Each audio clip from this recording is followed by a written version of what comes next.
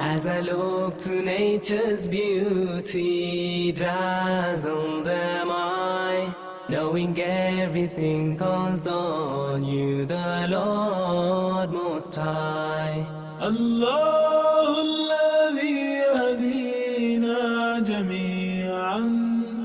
الله الذي نعتز به جميعا. Allahu, Allahu, Allahu, Allah, Allah. Her insan ölümü bir tadacaktır. Sonra dönüş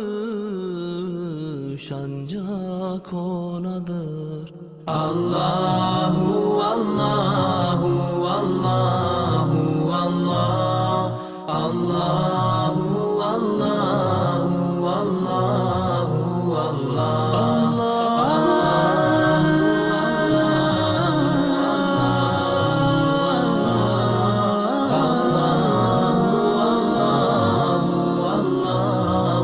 Allah. Mon Seigneur, vous êtes le seul que j'adore. Je m'adresse à vous avec un cœur plein d'amour. تذكرك أني مجدرجككو مثل رازاني أمرازتو. Allahu, Allahu, Allahu, Allah, Allahu, Allahu, Allahu, Allah. ربنا آتنا في الدنيا حسنة وفي الآخرة حسنة وقنا عذاب النار. Allahu, Allahu, Allahu, Allahu,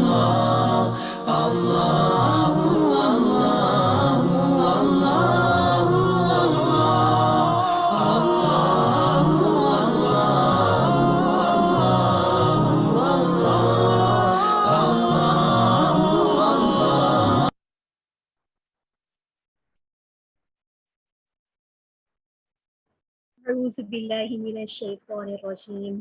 بسم الله الرحمن الرحيم. رب اشرح لي صدري ويسر لي أمري واحلل عقدة من لساني يفقهوا قولي. رب زدني علما، رب زدني علما، رب زدني علما. آمین. السلام علیکم ورحمۃ اللہ وبرکاتہ. عزیز طالبات، انشاءاللہ امید ہے کہ آپ تمام خیر و عافیت سے ہوں گی اور میری آواز آپ تک صحیح آ رہی ہوگی. آج کا جو ہمارا درس کا خلاصہ ہے وہ ہمارا تیسرا پارہ ہے. کل ہم نے دوسرے پارے کے خلاصے کے اہم نکات کا احاطہ کیا تھا، جس کے اندر ہم نے جو ہے تحویل قبلہ کے بارے میں، روزوں کی فرضیت، حج عمرے کے مسائل، خواتین کے مسائل سے متعلق جو ہے اہم نکات پر بات کی تھی. اور آج کا جو ہمارا تیسرا پارہ ہے تو یہاں پر سورۃ البقرہ کے تقریباً 40 رکوع اس صورت میں مکمل ہوں گے اور سورۃ آل عمران شروع ہوگی تقریباً 9 رکوع کے ساتھ. تو آئیے سب سے پہلے ہم سورۃ البقرہ کے سابقہ رکوع پر چلتے ہیں اور اس پارے میں جن مضامین کا احاطہ کیا گیا ہے ان کے اوپر دیکھیں.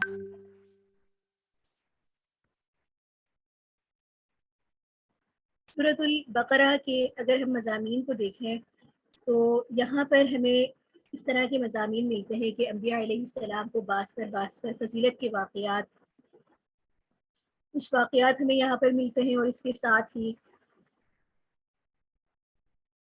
انفاق فی سبیل اللہ کے بارے میں معلوم ہوتا ہے، صدقے اور سود کے تفصیلی احکامات ہیں. روحوں کی تکمیل ایک جامع دعا کے ساتھ ہوتی ہے. تو اس طریقے سے یہ صورت یہاں پر تکمیل ہوتی ہے. تو آئیے ہم اس کے رکوع نمبر 33واں جو کہ کل والے سبق کا ہی ایک حصہ تھا ان کی آیات کو دیکھتے ہیں. پارہ شروع ہو رہا ہے تلک الرسل فضلنا بعضهم علی بعض منهم من کلم اللہ ورفع بعضهم درجات، کہ بے شک ہم نے بعض رسولوں کو بعض پر ایک دوسرے پر فضیلت عطا فرمائی ہے۔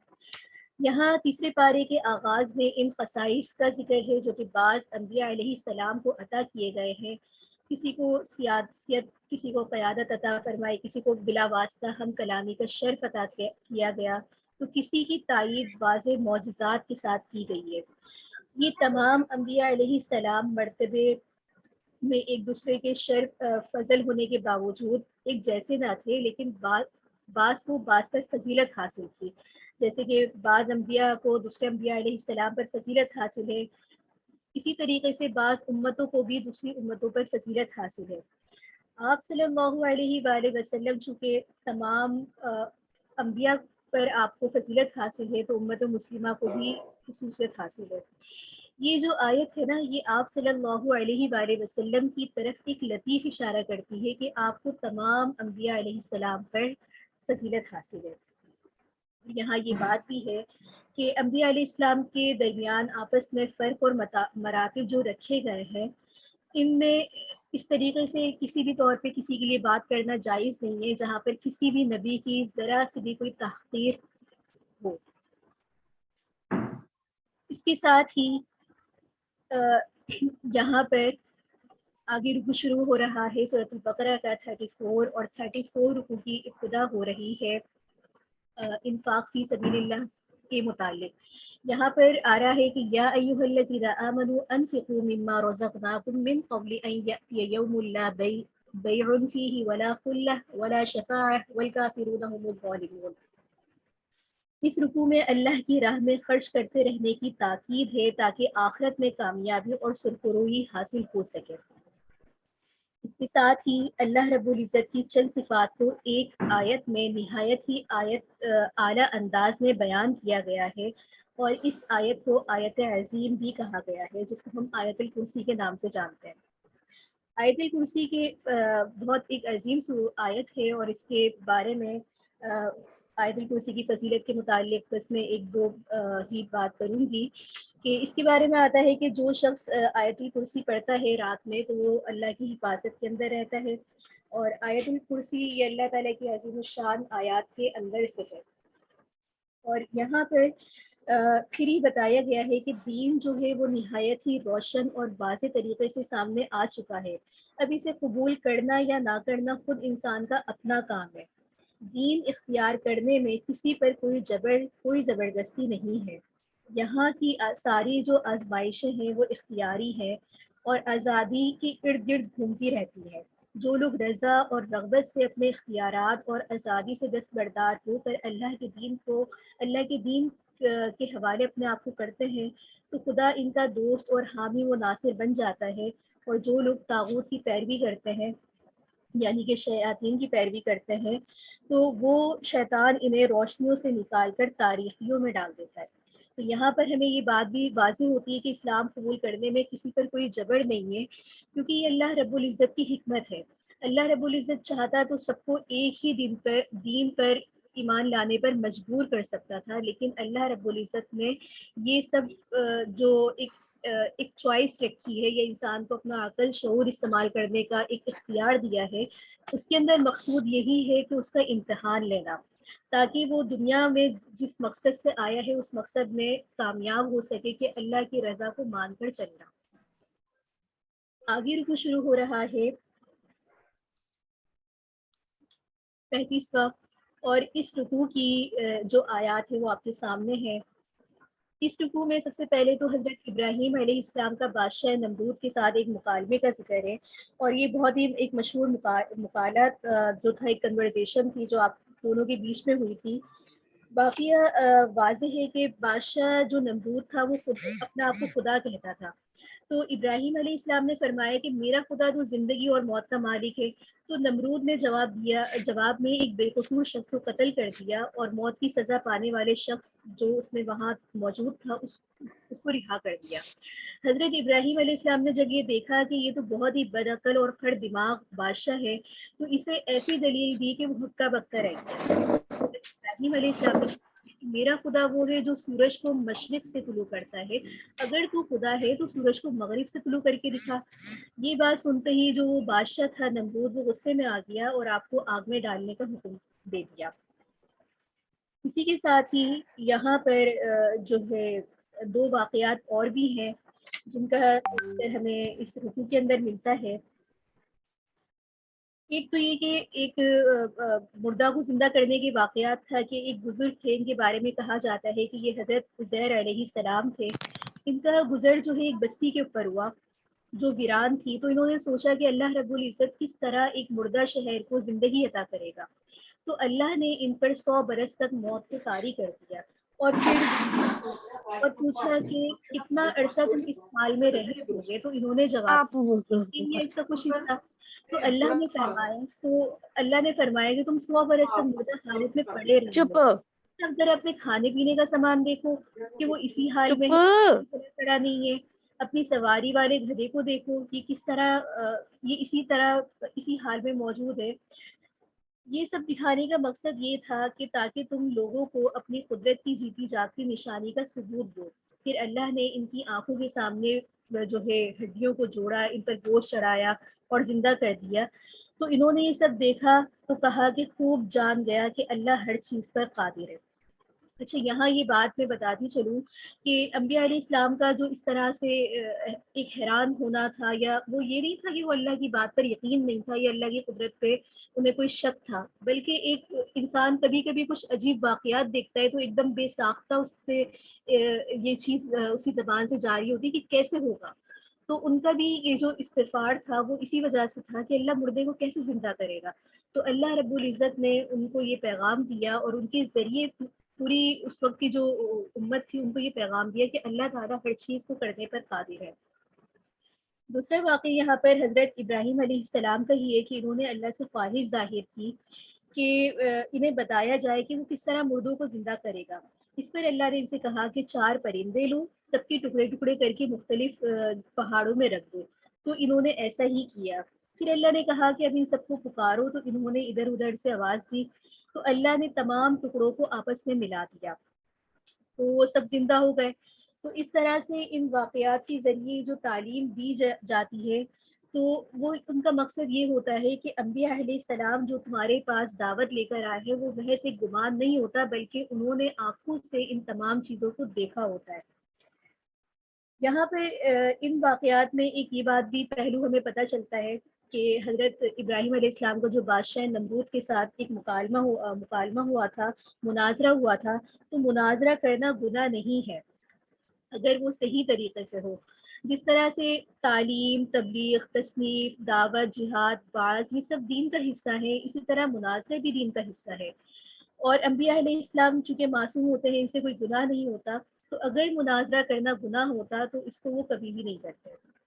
اور اس کے ساتھ یہ بات بھی ہمیں سمجھ میں آتی ہے کہ مناظرہ جو ہوتا ہے نا، وہ صرف عقائد پر ہوتا ہے، نہ کہ کسی فروعی مسائل پر۔ دور حاضر میں اگر ہم دیکھیں تو جو ایک دوسرے کے ساتھ یا گروہ بندیاں ہوتی ہیں اور ایک دوسرے مکاتب فکر کے اوپر بھی لوگ مناظرے کے لیے تیار بیٹھے ہوئے ہوتے ہیں، تو یہ عقائد کے اوپر نہیں ہوتا، یہ فروعی مسائل پہ ہوتا ہے، جو کہ مناسب نہیں ہے، علماء اکرام کی شان نہیں ہے۔ آگے جو یہ تمام چیزیں یہاں پر بتائی گئی ہیں اس رکوع میں، کہ جو طلب معجزہ کیا تھا حضرت ابراہیم علیہ السلام نے، اور حضرت ابراہیم علیہ السلام کی اطمینان کے لیے اللہ رب العزت نے وہ واقعات دکھائے، وہ تمام چیزوں کا مشاہدہ کروایا، اس کا مقصد اور مطلوب جو تھا وہ یہی تھا کہ حضرت ابراہیم علیہ السلام ان معجزات کو دیکھیں اور اپنی قوم کو ان چیزوں کی تعلیم دے کہ اللہ رب العزت کس طریقے سے ہر چیز کرنے پر قادر ہے۔ آگے رکوع شروع ہو رہا ہے، اور رکوع کے شروع کے اندر سب سے پہلے جو ہے انفاق فی سبیل اللہ کا اجر اور اس کا جو ہے اچھا ہونا بتایا جا رہا ہے۔ ان رکوع کے اندر جو ہے انفاق فی سبیل اللہ اور اس طرح کے مضامین ہمیں باکثرت ملیں گے، جو کہ ہم نے سابقہ پارے کے اندر بھی پڑھتے ہوئے آ رہے ہیں۔ انفاق فی سبیل اللہ کی اہمیت کا اندازہ ہم قرآن کریم کی ان آیات سے بھی لگا سکتے ہیں کہ اللہ رب العزت بار بار انفاق فی سبیل اللہ کا حکم دے رہے ہیں، اور اس میں یہاں یہ بتایا جا رہا ہے اس رکوع میں کہ صدقات کی ترغیب دی جا رہی ہے، اور یہاں یہ بھی بتایا جا رہا ہے کہ نمود و نمائش ریا کاری سے دیا ہوا صدقہ کسی کام کا نہیں ہوتا، بلکہ اگر صدقہ کرنا ہی ہے تو محض اللہ کی رضا کے لیے اچھی نیت کے ساتھ صدقہ خیرات کرنا چاہیے، کسی پر احسان نہیں جتلانا چاہیے، اسے دکھ نہیں دینا چاہیے۔ ایسا صدقہ کرنا اللہ کی راہ میں جو ہے اجر سے محروم کر دیتا ہے۔ یہاں دیکھا جائے تو زندگی کا کوئی بھی ایسا پہلو نہیں ہے جس کی قرآن کریم میں دعوت نہیں دی گئی ہو۔ صدقہ اور خیرات جو ہے وہ کسی بھی معاشرے کے اندر اس کی ریڑھ کی ہڈی کی حیثیت رکھتا ہے۔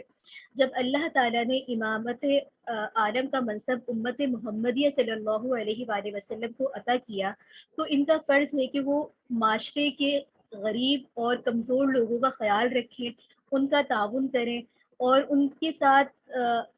جو ہے اس طرح کے آغاز میں ہی ان احکامات کو بڑی تفصیل کے ساتھ بتا دیا گیا ہے۔ اب یہاں پر جو ہے خالص نیت کے ساتھ انفاق کرنے والوں کی مثال اور جو خالص نیت کے ساتھ انفاق نہیں کرتے، یعنی کہ ان کی نیت کے اندر کوئی کھوٹ ہوتا ہے، ریا ہوتی ہے، تو ان کے بارے میں قرآن کریم نے مثال دی ہے، کیونکہ اس سے پہلے بھی ہم نے اس موضوع کے اوپر بات کی تھی کہ اللہ رب العزت کا ایک کلام قرآن کریم میں ایک انداز ہے کہ وہ کسی بھی اہم بات کو بتانے کے لیے مثالوں کے ذریعے لوگوں کے فہم کے مطابق ان کو سمجھاتے ہیں۔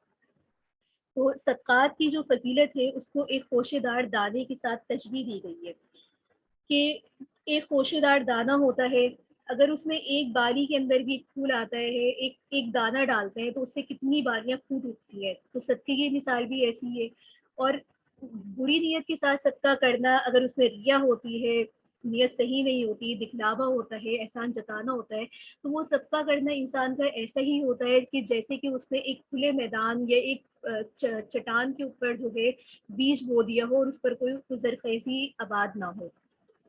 یہاں پر صدقات کی فضیلت کی مثال دیتے ہوئے آگے صدقات کے آداب بھی بتائے ہیں کہ خالص نیت کے ساتھ صدقہ کرنا چاہیے، جتنا بھی مال آپ خرچ کریں، کیونکہ ایک حدیث کے اندر ہے کہ آپ صلی اللہ علیہ وآلہ وسلم نے فرمایا کہ جہنم میں سب سے پہلے جانے والوں میں ایک وہ شخص بھی ہوگا جو ریاکاری کے ساتھ صدقہ کرتا ہوگا۔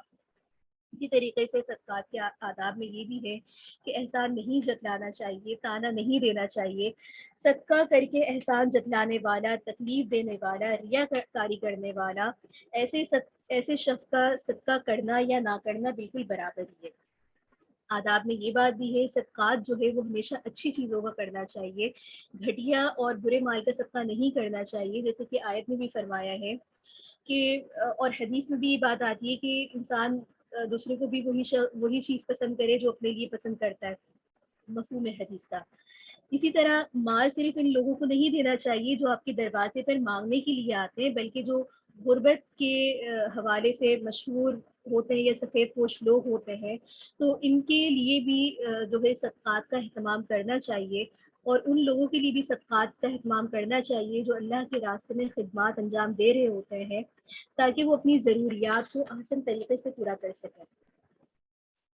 یہاں پر دیکھا جائے تو دین اسلام انسانیت میں انفاق فی سبیل اللہ، اخوت، محبت، فضل، احسان کا دین ہے۔ انسانی فلاحی کا کوئی بھی ایسا پہلو نہیں ہے جس کو قرآن کریم نے دعوت نہ دی ہو، اور نیکی کا کوئی بھی ایسا کام نہیں ہے جس کی اسلام نے ترغیب نہ دی ہو، جیسے سورۃ البقرہ میں بھی انداز بدل بدل کر انفاق فی سبیل اللہ کی فضیلت کو بیان کیا گیا ہے۔ تو یہاں پر یہ مثالوں کے ذریعے اللہ رب العزت نے انفاق فی سبیل اللہ کے بارے میں بتایا ہے۔ آگے رکوع شروع ہو رہا ہے، اور رکوع کی آیات آپ کے سامنے اس طریقے سے ہیں کہ یہاں بھی انفاق فی سبیل اللہ کے بارے میں ہی بات چل رہی ہے، تفصیلی احکامات چل رہے ہیں، اور یہاں پر سب سے پہلے آیات میں مومنوں کو خطاب کر کے فرمایا گیا ہے کہ تم جو ہے انفاق کرو اس مال میں سے جو طیب ہو، کیونکہ کل ہم نے یہ بات کی تھی کہ صرف مال ہونا کافی نہیں ہے بلکہ اس کا حلال ہونا بھی ضروری ہے۔ یہاں پر یہ تعلیم دی جا رہی ہے کہ خراب اور بری چیزیں صدقے میں نہیں دینی چاہیے، بلکہ پاکیزہ اور اچھی چیزیں دینی چاہیے، اور پھر یہاں یہ بھی بتایا ہے کہ صدقات خیرات دینے سے دولت گھٹتی نہیں ہے بلکہ اس میں برکت ہوتی ہے، کیونکہ جس خدا کی دی ہوئی نعمتوں کو خدا کے حکم کے مطابق استعمال کرو گے وہی خدا برکت دینے والا بھی ہے، وہ برکتیں دے گا۔ البتہ شیطان انسانوں کے کانوں میں یہ بات پھونکتا رہتا ہے کہ صدقات خیرات سے جو ہے فقر آ جائے گا اور اپنے تنگی ہو جائے گی، لیکن یہ والی جو سوچ ہوتی ہے اس طرح سے کرنے سے معاشرے میں برائیاں پیدا ہوتی ہیں۔ جب حقدار کو حق نہیں ملے گا، ضرورت والے شخص کی ضرورت پوری نہیں ہوگی تو وہ دوسری برائیوں میں مبتلا ہوگا اور معاشرے میں اس سے فساد برپا ہوگا۔ البتہ یہاں پر صرف صدقات کی بات نہیں ہو رہی ہے بلکہ یہ بھی بتایا جا رہا ہے کہ صدقات کو کس طریقے سے دینا چاہیے۔ تو اللہ رب العزت فرما رہے ہیں کہ صدقات خیرات پوشیدہ طور پر دینا بھی اچھا ہے، یہ اللہ کو زیادہ پسند ہے، اگرچہ اعلانیہ دینے میں کوئی حرج نہیں ہے۔ یعنی کہ بعض دفعہ اعلانیہ دینے کا مقصد یہ ہوتا ہے کہ دوسروں کو ترغیب دینا یا اپنی اولاد کو بھی تربیت دینے کا اس میں پہلو ہوتا ہے کہ بچے جو ہے ماں باپ کو زیادہ فالو کرتے ہیں، ان کا جو عمل ہوتا ہے نا وہ بچوں کے اندر از خود منتقل ہوتا رہتا ہے۔ ماں باپ میں اگر دینی جذبہ ہوتا ہے، خدمت کرنے کا جذبہ ہوتا ہے، خاص طور پہ والدہ کے ساتھ بچے زیادہ وقت گزارتے ہیں، خواتین کی بہت بڑی ذمہ داری ہوتی ہے کہ وہ اپنے عمل سے اپنے بچوں کی تربیت کریں۔ تو اگر والدہ میں یہ جذبہ ہوگا کہ وہ دین میں اپنا مال بھی لگا رہی ہیں، اپنا وقت بھی لگا رہی ہیں، تو بچوں میں از خود یہ چیزیں پیدا ہوں گی۔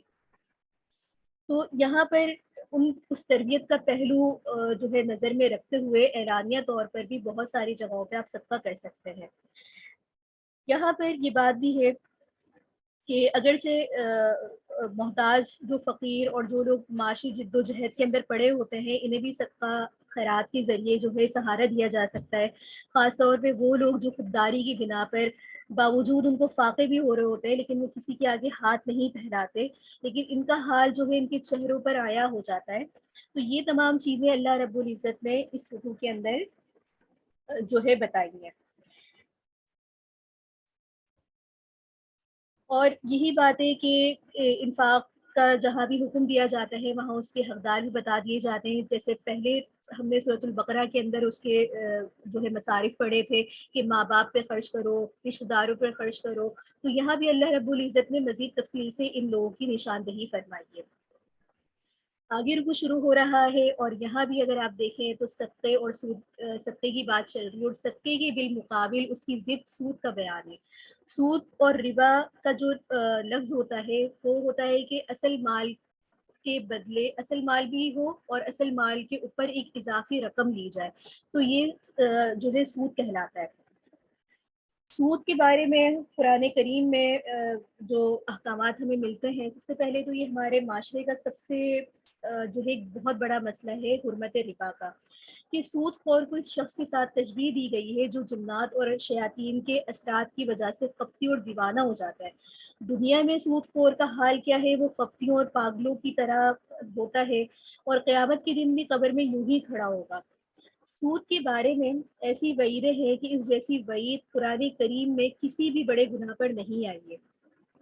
ارشاد ہوتا ہے کہ اے ایمان والو، اللہ سے ڈرو اور لوگوں تمہارا جو سود لوگوں پر باقی رہ گیا ہے اگر تم واقعی مومن ہو تو اسے چھوڑ دو، لیکن اگر تم نے ایسا نہیں کیا تو تمہارے اور اللہ کے رسول تم جو ہے اللہ اور اس کے رسول کی طرف سے اعلان جنگ ہے۔ دیکھیے جنگ کا ضابطہ کیا ہوتا ہے کہ جس سے جنگ کی جاتی ہے نا تو اس جنگ کرنے والا ایک فریق دوسرے فریق کی سب سے قیمتی چیز کو تباہ اور برباد کر دیتا ہے۔ تو اللہ کے یہاں سب سے قیمتی چیز کیا ہے؟ ایمان۔ تو سود خور جب سود کو حلال سمجھتا ہے تو اس کا ایمان ختم ہو جاتا ہے، اور حرام سمجھ کر بھی اگر وہ کھاتا ہے اور اس پر مداومت اختیار کرتا ہے، توبہ نہیں کرتا، تو خدشہ ہے کہ اس کا ایمان ختم نہ ہو جائے۔ سود سے بچنا بہت زیادہ ضروری ہے۔ سود کا 1 روپیہ بھی ایسا ہے کہ اپنی ماں سے 70 مرتبہ بدفعلی کرنے سے بھی بڑا جرم ہے۔ اللہ رب العزت سے دعا ہے کہ وہ ہمیں اس گھٹیا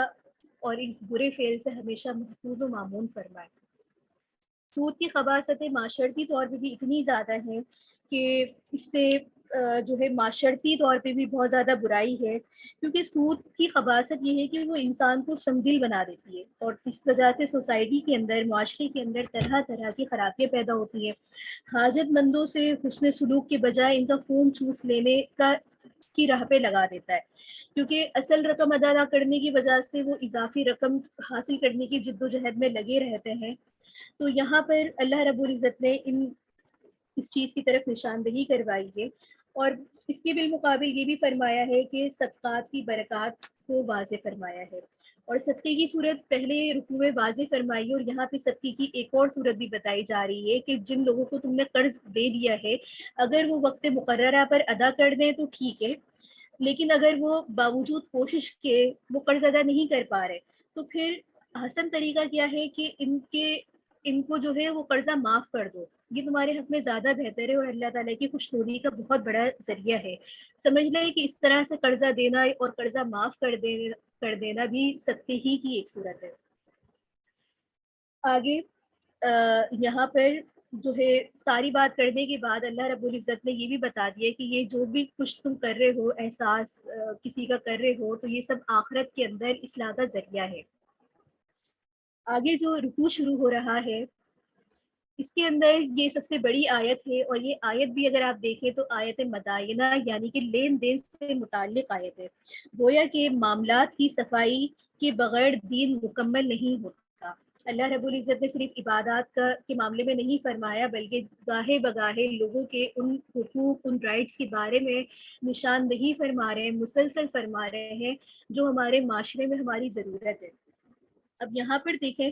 اس رکوع کے اندر اسلام کے جو چند قوانین ہیں ان کا تذکرہ ہے۔ سب سے پہلے تو لین دین کے متعلق فرمایا کہ لین دین کو تحریر میں لے کر آنا چاہیے، خواہ وہ قرض کا معاملہ ہو یا گروی رکھنے کا معاملہ ہو یا ادھار یا تجارت کا معاملہ ہو۔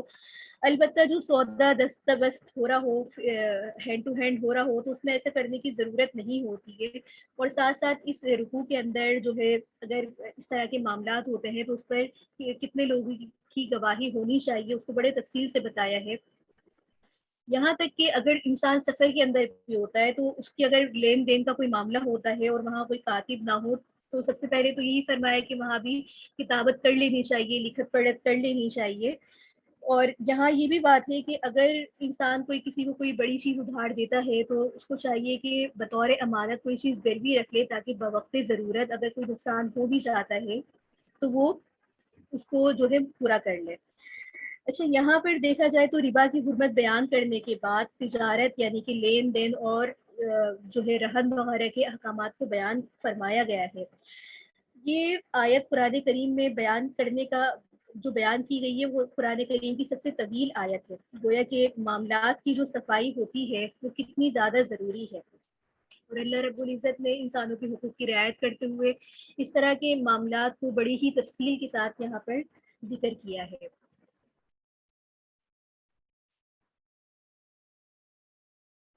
آگے جو ہے آخری رکوع ہے اس پارے کا، اور رکوع کے ابتدا میں ہی سب سے پہلے تو یہ بتایا گیا ہے کہ آسمان اور زمین سب اللہ ہی کے قبضے میں ہے، کوئی بھی ایسی جگہ موجود نہیں ہے جہاں اللہ کی گرفت اللہ کے ہاتھ میں نہ ہو، لہٰذا انسان جو بھی عمل کرے گا اس کی جواب دہی اس کو کرنی پڑے گی، اس کا محاسبہ ضرور ہوگا۔ یہاں تک کہ اگر اپنے دل میں بھی کوئی برائی کا ارادہ رکھتا ہے اور وہ بھی اللہ سے پوشیدہ نہیں ہے تو اس لیے انسان کو صحیح روش اختیار کرنی چاہیے، اور اسے سمجھانے کے لیے کہا گیا ہے کہ آپ صلی اللہ علیہ وآلہ وسلم اور یہ مومنین بندے اللہ پر اور اللہ کے فرشتوں پر، اللہ کی کتابوں پر ایمان رکھتے ہیں اور اللہ کے رسولوں کے درمیان تفریق نہیں کرتے۔ گویا کہ مومنین کی صفات بتائی جا رہی ہے کہ وہ کسی بھی رسولوں کے درمیان تفریق نہیں کرتے، کیونکہ اس پارے کی ابتدا بھی اسی بات سے ہوئی ہے کہ بعض انبیاء علیہ السلام کو بعض پر فضیلت دی گئی ہے۔ پھر یہاں یہ بات ضمناً یہ بھی بتایا گیا ہے کہ کسی کو اس کی طاقت کے مطابق سے زیادہ جو ہے برداشت نہیں کرنا پڑتا۔ انسان جتنی طاقت والا ہوتا ہے اللہ رب العزت اس کے اوپر اتنی ہی آزمائش ڈالتا ہے۔ البتہ بعض دفعہ ہم یہ سمجھتے ہیں کہ ہم پہ جو آزمائش آئی ہے وہ ہماری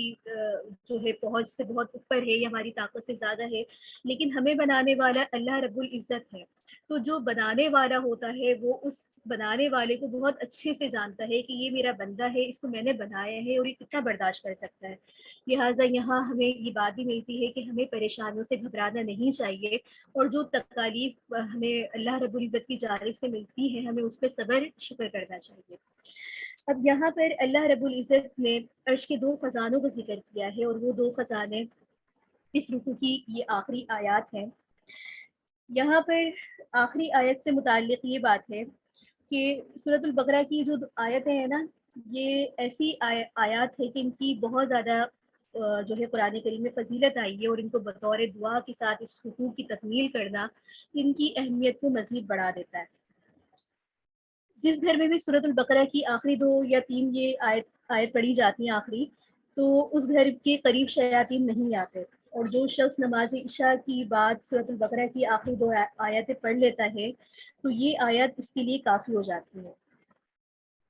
اسی طریقے سے ایک حدیث میں یہ بات بھی آتی ہے کہ یہ آیت مردے کی تدفین کے وقت اگر قبر کی طرف بیٹھ کر پڑھی جاتی ہے تو پڑھی جائے تو اس میں بھی اس کے لیے آسانی ہوتی ہے، کیونکہ اس میں ایمانیات کا ذکر ہے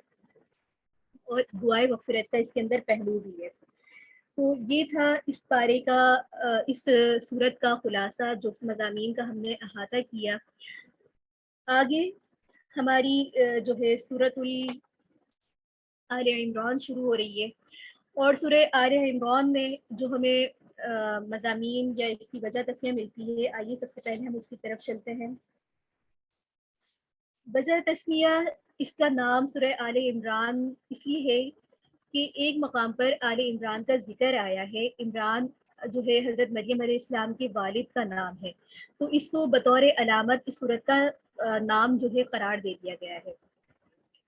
زمانے نزول کے اعتبار سے دیکھیں تو یہ مدنی صورت ہے، اور صورت میں جو ہے مختلف انداز سے ہم دیکھیں تو اس کے 4 حصے ہیں۔ آغاز صورت جو کہ غزوہ بدر کے زمانے کے قریب نازل ہوا تھا،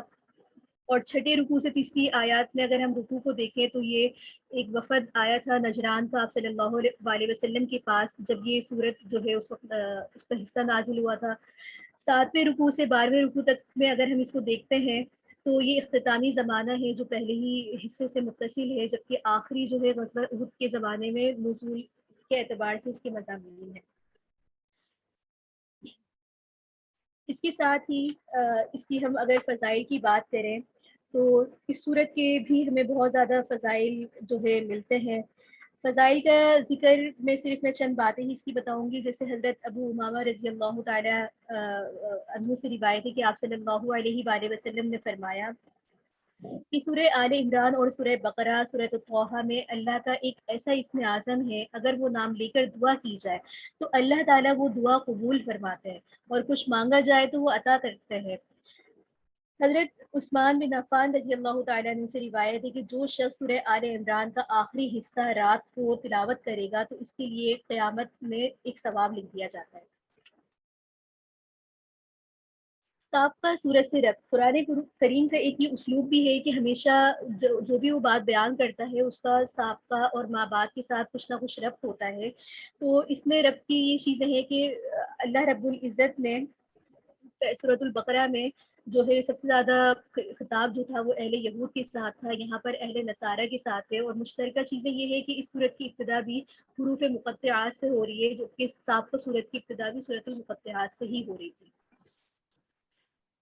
اس کے ساتھ ہی اگر ہم اس کے مرکزی مضمون کی بات کریں تو اللہ کا خلیفہ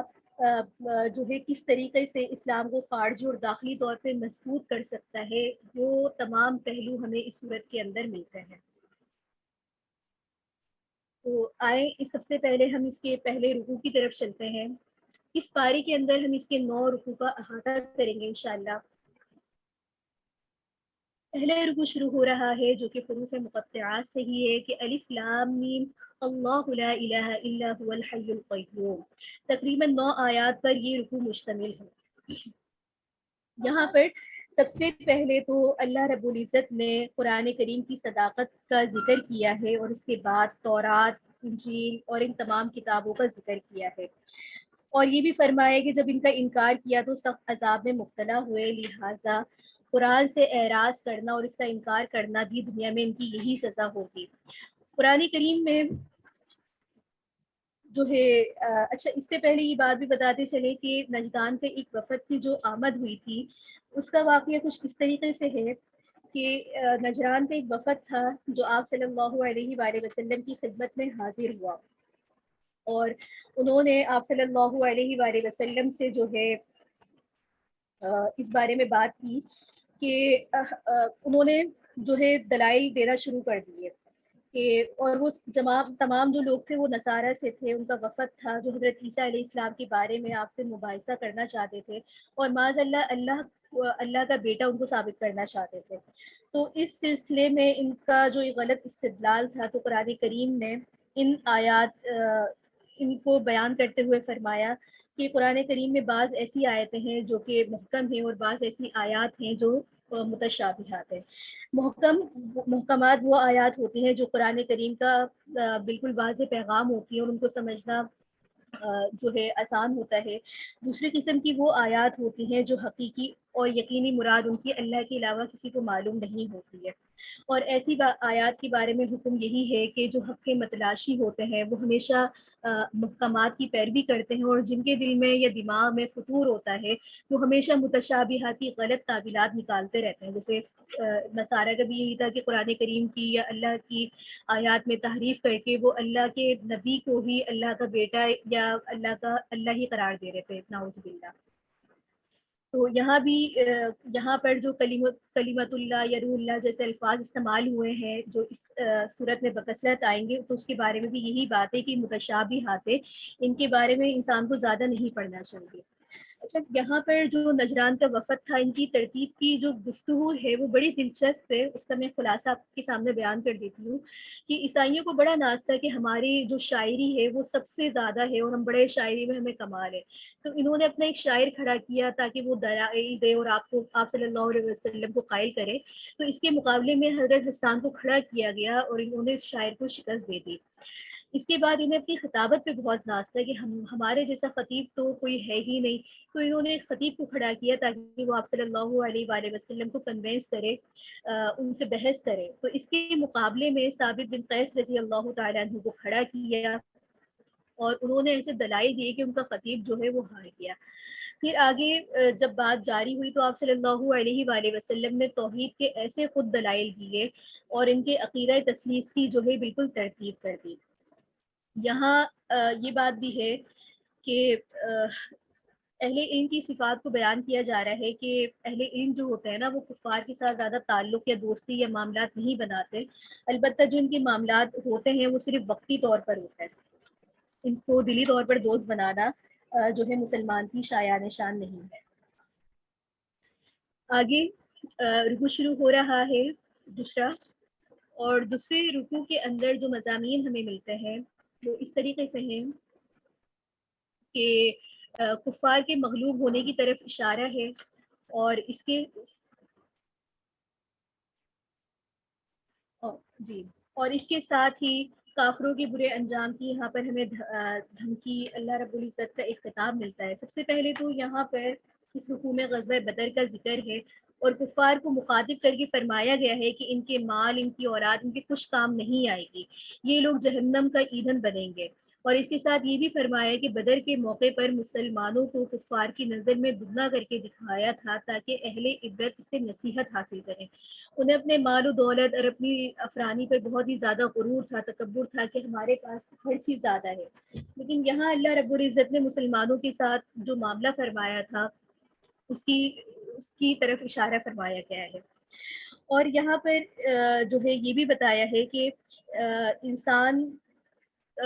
جو آدمیوں کی نظر میں اس کی بیوی، اولاد یا اس کا جو سونا چاندی، اس کا مال و دولت ہوتا ہے، اس کی کھیتی باڑی ہوتی ہے، اس کا جتنا بھی اسباب ہوتا ہے، اس کو نہایت ہی پرکشش بنایا ہے۔ اور یہ چیزیں کس لیے ہیں؟ یہ چیزیں محض اس لیے ہے کہ دنیاوی زندگی کا سامان اور جو آزمائش ہے، تاکہ اس میں انسان اپنے آپ کو پہچان سکے اور اس آزمائش کو سمجھ سکے کہ یہ جتنی بھی چیزیں ہیں یہ صرف ایک وقتی ہے، اصل میرا سفر جو ہے وہ آخرت کی طرف ہے۔ تو لہٰذا مومن جو ہوتا ہے وہ ہمیشہ اللہ کی رضا کی متلاشی رہتا ہے، اور اللہ کی رضا ایک ایسی چیز ہے جو سب سے بڑی نعمت ہے۔ اور اس کے ساتھ ہی پھر یہاں پر یہ بھی بتایا گیا ہے کہ آخر میں اس رکوع میں یہ بتایا گیا ہے کہ اللہ کے نزدیک جو سب سے پسندیدہ مذہب ہے وہ صرف اسلام ہے۔ اسلام کا معنی ہوتا ہے تسلیم کرنا، سر خم تسلیم کرنا، اور یہ ہدایت کا راستہ ہے جو ہمیں یہ بات سکھاتا ہے۔ آخر میں یہ بات سمجھ لی جائے کہ اسلام جو ہے ان خیالات یا ان خواہشات کا نام نہیں ہے جو انسان اپنے فائدے کی خاطر بنایا کرتا ہے، بلکہ اسلام تو وہی ہے جو قرآن اور سنت کے ذریعے ہم تک پہنچا ہے۔ آگے رکوع شروع ہو رہا ہے، اور اس رکوع کے اندر بھی جو ہے کافروں کے کچھ شرارتوں کا، یہودیوں کی شرارتوں کا ذکر ہے۔ ان کی جو شرارتیں تھیں ان میں سے یہ تھا کہ وہ انبیاء علیہ السلام اور ان کے علماء کو قتل کیا کرتے تھے جو صحیح دین ان کے سامنے پیش کرتے تھے، اور ایسے لوگوں کی سزا بیان کی گئی ہے کہ ان کے اعمال دنیا میں بھی ضائع ہو جائیں گے اور دین میں تو ان کا کوئی حصہ ہے ہی نہیں، کیونکہ یہودیوں کا کیا خیال تھا کہ صرف ہم چند دن جو ہے دوزخ میں جائیں گے، اس کے بعد تو ہم نے واپس جو ہے جنت ہمارے ہی لیے ہے۔ تو قرآن کریم کہتا ہے کہ ان کی یہ جو دعویں ہیں نا، یہ محض ایک فریب کی بنا پر ہیں، وہاں عمل کے لحاظ سے ہی جزا اور سزا ملے گی۔ پھر اللہ کی قدرت اور ملکیت کا ذکر ہے کہ وہ جس کو چاہے حکومت دیتا ہے اور جس سے چاہے حکومت چھین لیتا ہے، اسی کے ہاتھ میں جو ہے زمانے کی بھاگ دوڑ ہے، وہ جس کو چاہے بے حساب کتاب رزق دیتا ہے۔ یہاں پر مسلمانوں کو یہ بات سمجھائی جا رہی ہے کہ وہ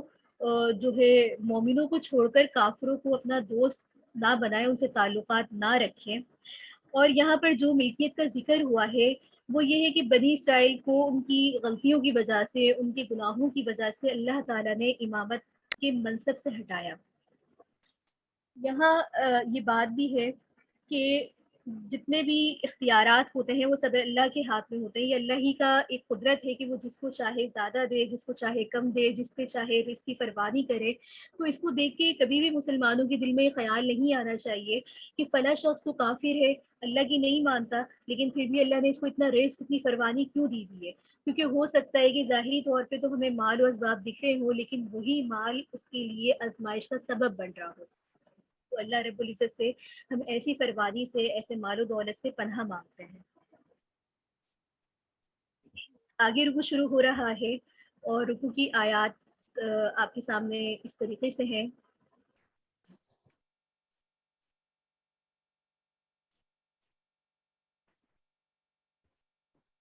ان آیات کا مفہوم یہی ہے کہ سب سے پہلے اس رکوع میں اس امر کو واضح کیا گیا ہے کہ کامیابی کا دار و مدار جو ہے وہ اللہ کے رسول کی اطاعت میں پوشیدہ ہے، کیونکہ عیسائیوں کا عقیدہ یہ تھا کہ وہ جو ہے عیسائیوں کا عقیدہ تھا کہ حضرت عیسیٰ علیہ السلام یا حضرت جو ہے مریم علیہ السلام کو ان کا ایک گروہ جو تھا وہ مل کر اللہ کا بیٹا بنانے کے اوپر لگا ہوا تھا، اور وہ اللہ کی بات کو ماننے کے بجائے اپنے غلط عقیدوں کو ثابت کرنے کی ہمہ وقت کوشش میں لگے رہتے تھے۔ تو یہاں اللہ رب العزت نے ایک قاعدہ کلیہ بتا دیا ہے کہ اگر تم اللہ سے محبت چاہتے ہو تو اتباع رسول صلی اللہ علیہ وسلم کرو، جس چیز کی وہ تعلیم تمہیں دے رہے ہیں، جس چیز سے تمہیں بلا رہے ہیں اللہ کی طرف، تم اس کی طرف آؤ گے تو اللہ کے قریب ہو جاؤ گے۔ کیونکہ عیسائیوں کا یہی خیال تھا کہ ہم اللہ کے زیادہ قریب ہیں، تو اللہ نے یہاں پر اپنی محبت کا معیار بتا دیا کہ میری محبت کا معیار یہ ہے کہ اگر تم یہ کرو گے تو میرے قریب ہو۔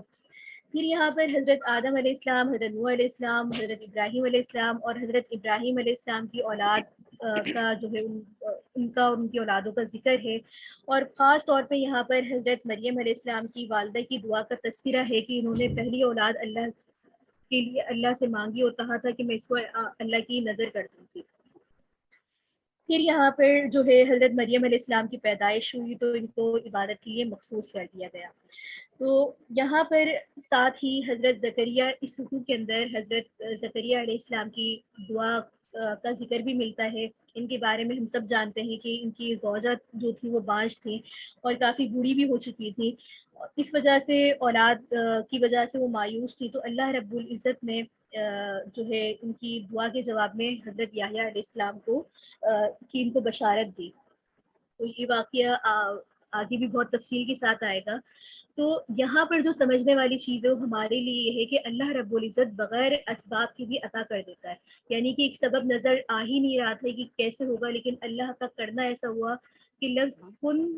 کا ان کا کہنا تھا اور ہو گیا۔ آگے 5واں رکوع شروع ہو رہا ہے، اور اس رکوع کے اندر بھی حضرت مریم علیہ السلام کو جو تمام جہانوں کی عورتوں پر فضیلت دی گئی ہے اس کا بیان ہمیں ملتا ہے۔ اس رکوع میں حضرت عیسیٰ علیہ السلام کے خدا اور اس کے بیٹے ہونے کا جو اعتقاد کی غلطی ہے اس کو واضح طور پہ بتائی جا رہی ہے، اور یہ بھی بتایا جا رہا ہے کہ یہود نے جو حضرت مریم علیہ السلام پر تہمت لگائی تھی وہ غلط تھی۔ چنانچہ اس سلسلے میں حضرت عیسیٰ علیہ السلام کی پیدائش کا ایک مختصر حال بیان فرمایا ہے، اور ان کی نبوت، کتابت دیے جانے کا ذکر ہے، اور پھر ان کے معجزات کا بھی ہمیں اس رکوع میں تذکرہ ملتا ہے کہ وہ مٹی کا پرندہ بنا کر اللہ کے حکم سے اس کو جلاتے تھے تو وہ اور نابینا کو بینا اور کوڑیوں کو تندرست کر دیتے تھے، کیونکہ اللہ رب العزت اپنے انبیاء علیہ السلام کو مختلف مواقع پر جو ہے معجزات عطا فرماتے ہیں، تو یہاں پر بھی اس معجزے کا ذکر ہے۔ پھر آپ کے بارے میں عیسائیوں کے بد عقیدے اور بد سلوکیوں کا جو حال ہے وہ بھی ہمیں اس رکوع میں ملتا ہے۔ پھر دشمنوں نے جو آپ کو قتل کرنے کے سلسلے میں منصوبے بنائے تھے، اور آپ نے اللہ رب العزت نے کس طریقے سے ان کو بچایا تھا، تدبیر کی تھی، تو یہاں پر اس رکوع میں آگے اس کا ذکر آتا ہے۔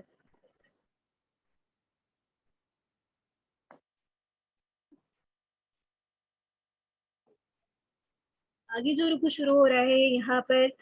رفع آسمان، جو حضرت عیسیٰ علیہ السلام کو آسمان پر اٹھائے جانے والی آیات ہے کہ اس قال اللہ یا عیسیٰ انی متوفیک ورافعک الی ومطہرک من الذین کفروا وجاعل الذین اتبعوک فوق الذین کفروا الی یوم القیامہ ثم الی مرجعکم فاحکم بینکم فیما کنتم فیہ تختلفون۔ یہ آیات اس رکوع کی ہمارے سامنے ہیں، اور اس کے مضامین بھی ہمارے سامنے ہے کہ حضرت عیسیٰ علیہ السلام کو آسمان پر اٹھائے جانے کی جو ایک حکمت تھی وہ یہ تھی کہ حضرت عیسیٰ علیہ السلام کو دشمنوں سے جو نجات دلانے کا اللہ رب العزت نے وعدہ کیا تھا اس کو وعدہ کو پورا کرنا، اور انہی آیات میں آپ کو آسمانوں پر اٹھائے جانے کی طرف بھی اشارہ ملتا ہے۔ اور پھر آپ کے جو دشمنوں کو کافر قرار دے کر عذاب کی انہیں دھمکی دی گئی ہے کہ ان کے لیے بڑا ہی جو ہے دردناک عذاب ہے۔ یہاں پر جو ہے مباہلے کا بھی ذکر ملتا ہے۔ مباہلے کے بارے میں یہ آتا ہے کہ جب مباہلہ اس عمل کو کہا جاتا ہے جب بحث کرنے والا دلائل کو تسلیم کرنے کے بجائے ہر دھرمی پر اتر آتا ہے تو آخری راستہ مباہلے کی دعوت ہوتی ہے۔ مباہلہ یہ ہوتا ہے کہ سامنے والے شخص کو دعوت دی جاتی ہے کہ اگر تم واقعی حق پر ہو، سچ پر ہو، تو آ جاؤ، اللہ سے دعا کرتے ہیں کہ ہم میں سے جو شخص حق پر ہوگا وہ جو ہے وہ بچ جائے گا، اور جو شخص جو ہے غلط راستے پر ہوگا اس کے لیے اللہ کی جو ہے لعنت ہوگی، اور اللہ اس کو تباہ و برباد کر دے گا۔ یہاں پر جو ہے حضرت عیسیٰ علیہ السلام کے جو معجزانہ تعلق تھا، یعنی کہ وہ لوگ حیران ہوتے تھے حضرت عیسیٰ علیہ السلام کی پیدائش پر کہ حضرت عیسیٰ کس طرح بن باپ کے پیدا ہو سکتے ہیں، تو اس تعلق کو حضرت آدم علیہ السلام کے ساتھ تشبیہ دی گئی ہے کہ آپ تو صرف بغیر باپ کے پیدا ہوئے ہیں، جبکہ حضرت آدم علیہ السلام کی پیدائش پر غور کریں تو وہ تو محض اللہ رب العزت کی فضل اور کرم سے پیدا ہوئے ہیں، نہ ان کے ماں نہ ان کے باپ، وہ تو اللہ کریم نے ان پر اپنا ایک رحم فرمایا اور وہ وجود میں آ گئے۔ تو لہٰذا تمہیں حضرت آدم علیہ السلام کے تو وجود میں آنے سے جو ہے حیرانگی نہیں ہوتی، تو تم یہاں حضرت عیسیٰ علیہ السلام کو جو اللہ ہی کا معجزہ ہے اس پر تم ان پر کیوں حیران ہوتے ہو؟ اور پھر آخر میں ان تمام رکوع کو بیان کرنے کے بعد یہ بھی بتا دیا کہ یہ جتنے بھی واقعات ہیں یہ سب اس لیے ہیں کہ اللہ تعالیٰ جو ہے ہر چیز کرنے پر قادر ہیں، یہ واقعات سچے ہیں، اور اللہ تعالیٰ فساد کرنے والوں کو بھی خوب جانتا ہے۔ آگے 7واں رکوع شروع ہو رہا ہے، اور یہاں پر عیسائیوں کو اتحاد کی دعوت اور تبلیغ کی جو ہے ایک اصول بتایا جا رہا ہے۔ یہ آیات آپ کے سامنے اس طریقے سے ہیں، اہل کتاب مخاطب ہیں، اور اس مضامین پر اگر ہم غور کریں تو سب سے پہلے تو یہود کو دعوت دی گئی ہے، اور پھر ان کو جواب میں ملت ابراہیمی کو سامنے لا کر ہدایت دی گئی ہے کہ ابراہیم علیہ السلام یہودی تھے نہ نصارہ تھے۔ جب تم خود کو ابراہیم علیہ السلام کا پیروکار بتاتے ہو تو ابراہیم علیہ السلام ہی کی طرح اپنے آپ کو محض مسلمان ہی سمجھو۔ یہ یہودیت اور نسلیانیت کی جو تم نے تفریق کر رکھی ہے اس سے نکل آؤ. یعنی کہ اللہ رب العزت کا ایک کلام کی خوبصورتی دیکھیں کہ ہر پہلو کو ان کے سامنے مخاطب کے سمجھ اور فہم کے مطابق ہی ان کو دلائل دیے جاتے ہیں، ان کو بتایا جاتا ہے. کیونکہ یہود اور نصارے کے پاس جب بھی کوئی دعوت دی جاتی تو وہ اپنے سابقہ آب و اجداد کا تذکرہ کرتے. تو قرآن کریم نے کتنے مفصل انداز میں، جامع انداز میں، ایک معجزانہ انداز میں ان کی بات کا ایک جواب دیا ہے. اور یہ جواب سن کر ان کے پاس اپنے دین پر جو وہ قائم رہتے تھے یا اپنی ہٹ دھرمی پر قائم رہتے تھے سوائے ایک ضد عناد کی کچھ بھی نہیں ہے.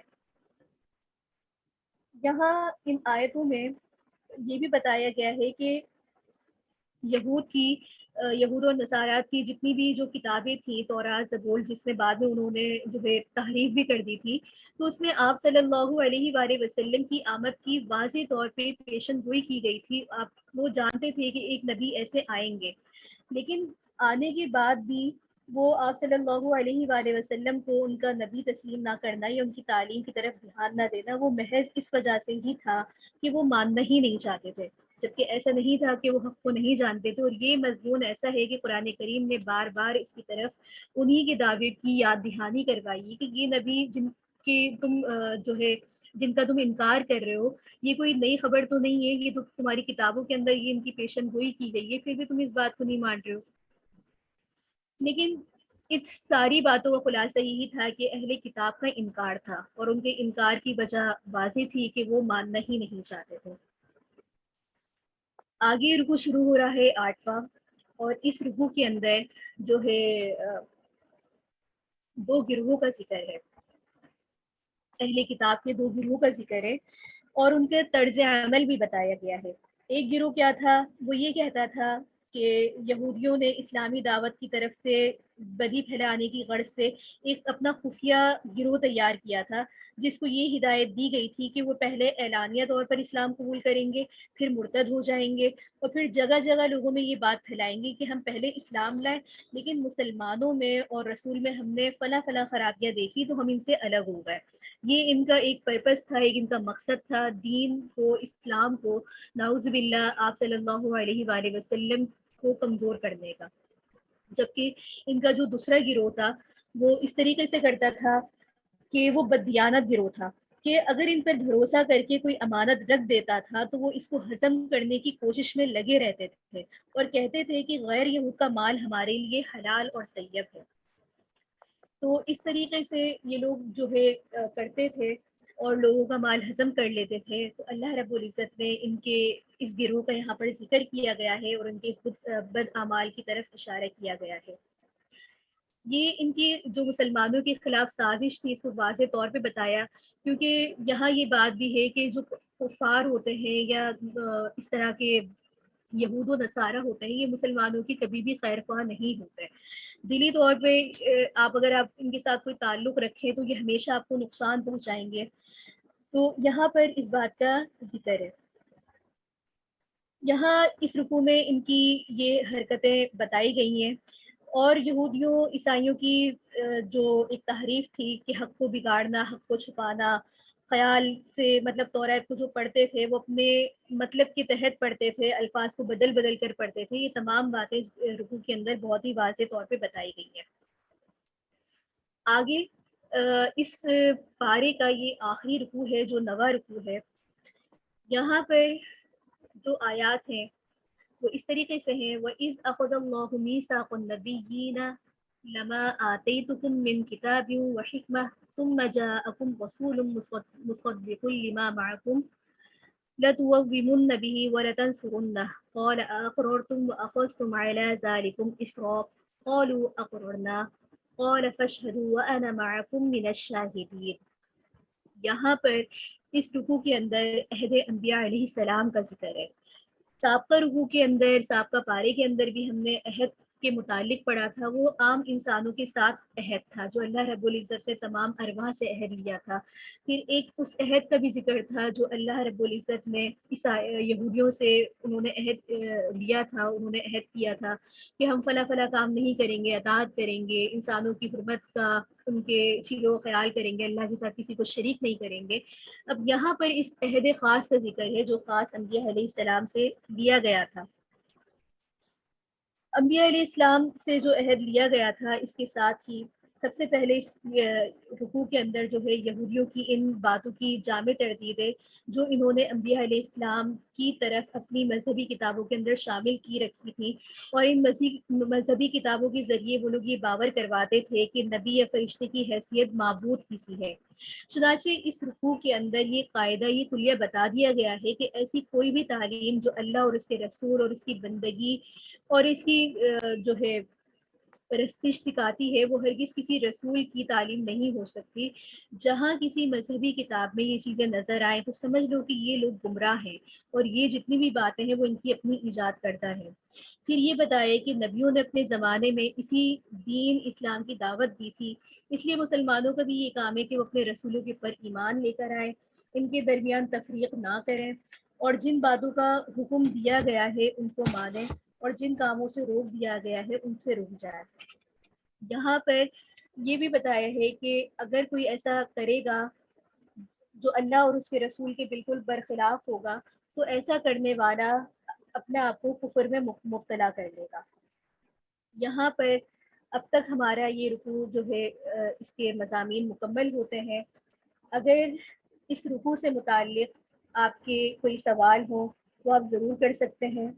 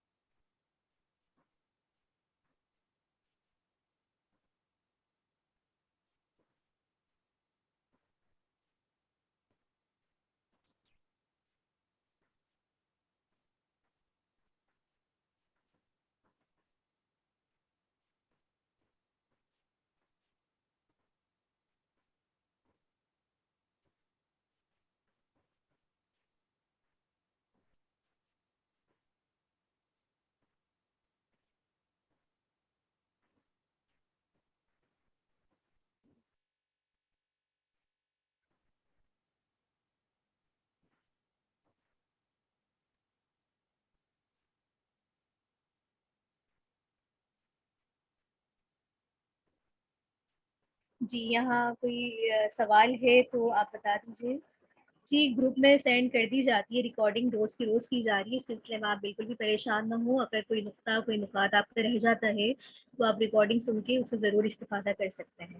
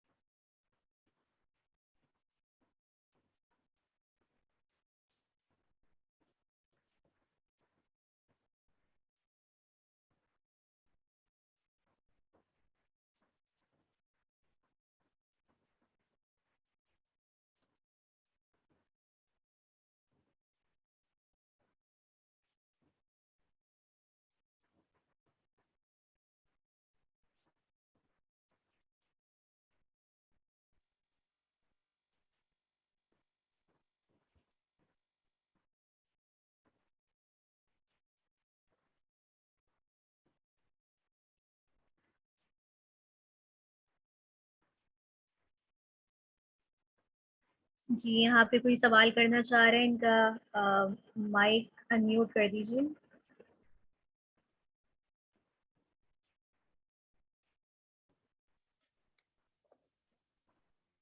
السلام علیکم ورحمۃ اللہ وبرکاتہ. وعلیکم السلام ورحمۃ اللہ وبرکاتہ. میرا سوال ہے کہ کچھ لوگ لا علمی اور نادانی میں، بے خبری میں جو بولے والے ہوتے ہیں، انہیں نہیں پتہ ہوتا سود ہوروں کا، کیونکہ آج کل مختلف اصطلاحات استعمال کی جا رہی ہیں اس بارے میں. کوئی پروفٹ کہتا ہے اور کچھ تو انہیں نہیں پتہ ہوتا، اور وہ لا علمی میں سود پہ قرض اٹھا لیتے ہیں. تو اس کے بارے میں کیا حکم ہے؟ آپ کا سوال میں سمجھی نہیں ہوں، آواز آپ کی تھوڑی سلو ہے. میرا سوال ہے کہ جو لوگ لا علمی میں، بے خبری میں قرض پہ جو ہے سود پہ قرض لے لیتے ہیں، انہیں پتہ نہیں ہوتا، کیونکہ پروفٹ اور مطلب مختلف آج کل مارکیٹ میں مختلف چل رہی ہیں، جیسے بینک وغیرہ ہیں وہ سود پہ قرض دیتے ہیں، اس کا تو لوگوں کو پتہ ہی ہے، لیکن وہ بھی پروفٹ کی جو ہے ٹرم استعمال کرتے ہیں، اصطلاح. اور دیکھیے وہی باقی بات ہے لوگ جی، میں آپ کا سوال سمجھ گئی. سود کے متعلق جو ایک نئی شکل ہمارے یہاں پروفٹ کے نام پر پیش کی جاتی ہے، تو وہی بات ہے کہ اس دور کا انسان باشعور ہے، وہ کوئی بھی ایسے معاملات کرے تو اس کو ضرور دیکھ لینا چاہیے کہ آیا کہ یہ پروفٹ کس مت میں ہے. اور اس کے لیے علماء اکرام جو کہ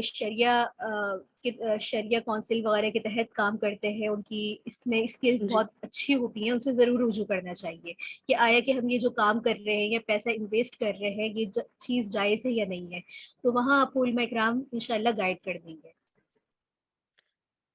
نہیں، میرا سوال ہے اگر کوئی اٹھا لے قرض لے لے، مطلب اکثر لوگ جو ہیں، ہم لوگ دیکھتے ہیں کچھ لوگ بہت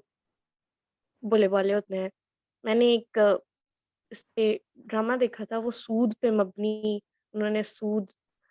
جو ہے اور معاشرے میں سود کے بگاڑ کی وجہ سے وہ سارا بنایا تھا کہ سود کس طرح ہمارے معاشرے میں سود کی وجہ سے لوگ جو ہے غریبوں کا جو خون چوس رہے ہیں، اور غریبوں کو اکثر پتہ نہیں ہوتا، جو مطلب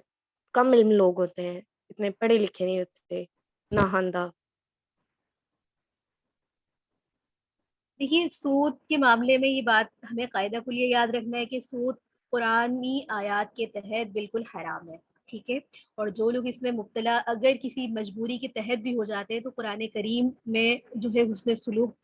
کی ایک صورت دی گئی ہے کہ آپ انہیں قرضہ دے کر ان کا سود جو ہے اتروا دیں، فوری طور پہ قرض دے دیں. تو اس کی بہت ساری صورتیں، لیکن انسان کے اپنے ہاتھ میں بھی اختیار ہوتا ہے کہ وہ عقل شعور سے کام لے اور ایسے معاملات نہ کرے. وہی بات ہے کہ ہم جب جی توکل علی اللہ نہیں کرتے اور ہم سمجھتے ہیں کہ اس کے بغیر ہمارا کام ہو ہی نہیں سکتا، ہمارا گزارا نہیں ہو سکتا، یہ پریشانی نہیں جا سکتی، تو یہ سب آزمائشیں ہی تو ہیں، یہ امتحان ہی تو ہیں ہمارے.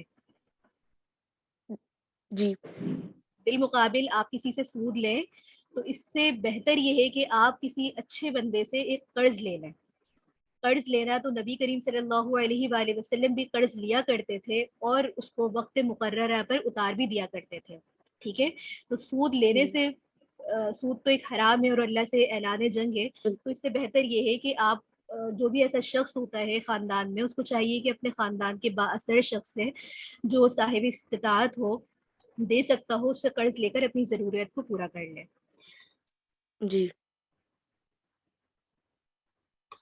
ٹھیک ہے، ابھی کے لیے ہمارا وقت پورا ہو چکا ہے. مزید آپ لوگوں کی کوئی سوالات ہوں تو انشاءاللہ ہم گروپ اوپن کر دیں گے، آپ وہاں کر لیجیے گا. آج کے لیے ہم اپنی کلاس کو ختم کرتے ہیں اس دعا کے ساتھ کہ انشاءاللہ پیر والے دن ہم ایک نئے پارے کے خلاصے کے ساتھ حاضر ہوں گے، اور آپ سب انشاءاللہ ایسے ہی ہمارے ساتھ جڑے رہیں گے. وآخر دعوانا ان الحمد للہ رب العالمین. سبحانک اللہم وبحمدک، اشہد ان لا الہ الا انت، استغفرک واتوب الیک. آمین. السلام علیکم ورحمۃ اللہ وبرکاتہ.